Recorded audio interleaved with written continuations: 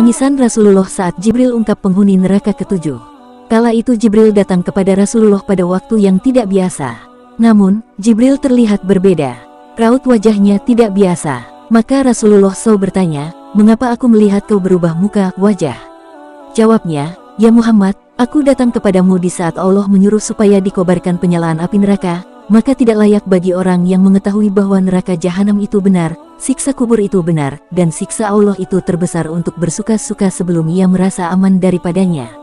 Lalu, Rasulullah bersabda, "Ya Jibril, jelaskan padaku sifat neraka jahanam." Jawabnya, "Ya, ketika Allah menjadikan neraka jahanam, maka dinyalakan selama 1000 tahun sehingga merah, kemudian dilanjutkan 1000 tahun sehingga putih, kemudian 1000 tahun sehingga hitam, lalu menjadi hitam gelap, tidak pernah padam nyala dan baranya. Demi Allah, andaikan terbuka sebesar lubang jarum niscaya dapat membakar semua penduduk dunia karena panasnya. Demi Allah, andaikan satu baju ahli neraka itu digantung di antara langit dan bumi, niscaya akan mati penduduk bumi karena panasnya. Api neraka itu ada 7 pintu, jarak antara pintu sejauh 70 tahun, dan tiap pintu panasnya 70 kali dari pintu yang lain."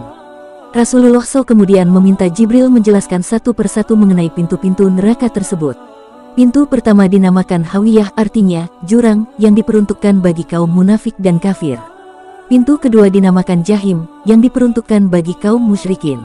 Pintu ketiga dinamakan Sakar, yang diperuntukkan bagi kaum sobiin atau penyembah api. Pintu keempat dinamakan Lada, diperuntukkan bagi iblis dan para pengikutnya. Pintu kelima dinamakan Hutomah, artinya menghancurkan hingga berkeping-keping, diperuntukkan bagi kaum Yahudi. Pintu keenam dinamakan Sair, artinya api yang menyala-nyala, diperuntukkan bagi kaum kafir. Rasulullah bertanya, "Bagaimana dengan pintu ketujuh?" Sejenak Jibril seperti ragu untuk menyampaikan siapa yang menghuni pintu ketujuh. Tetapi Rasulullah mendesaknya, sehingga Jibril akhirnya mengatakan, "Pintu ketujuh diperuntukkan bagi umatmu yang berdosa besar dan meninggal sebelum mereka mengucapkan kata tobat."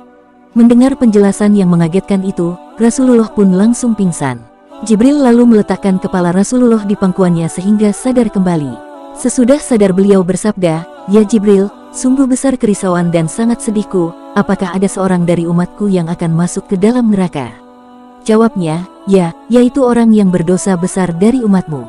Nabi Muhammad lalu menangis. Jibril pun ikut menangis. Kemudian Nabi langsung masuk ke dalam rumahnya dan tidak keluar kecuali untuk salat. Setelah kejadian itu, beliau tidak berbicara dengan siapapun selama beberapa hari. Ketika salat pun beliau menangis dengan tangisan yang sangat memilukan.